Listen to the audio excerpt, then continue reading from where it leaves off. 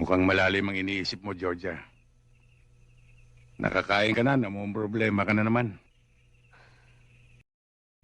Pagod na ako, Delphine. Georgia, may kasabihan tayo.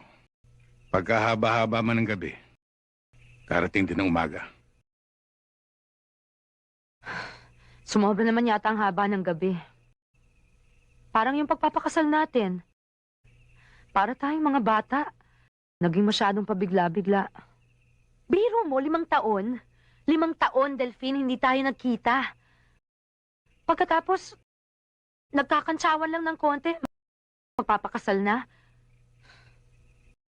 Hindi ganun ang tingin ko sa nangyari. Eh, ano bang tingin mo doon? Alam mo ikaw, ha? Minsan naman di mo ako niligawan, di ba?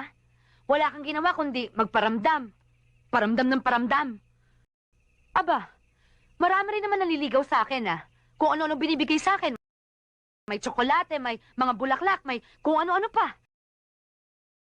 Eh, ikaw? Minsan ba meron ako natanggap mula sa'yo, ha? Binigyan mo nga ako ng manok. Nakaw naman. Nataon lang sa gipit, Georgia. Bale, kapag lumuwag-luwag, sasawa ka sa tsokolate at bulaklak. Hindi naman yun ang hinahanap ko, Delphine, eh. Ito, Delphine, minsan ko lang itatanong ito. At hindi ko na ulitin. Doon ba sa 5 taong nagkahiwalay tayo, minahal mo ba ako, Delphine? Minahal mo ba ako? Kahit konti? Minahal kita, Georgia. Minahal kita ng 5 taong kahapon.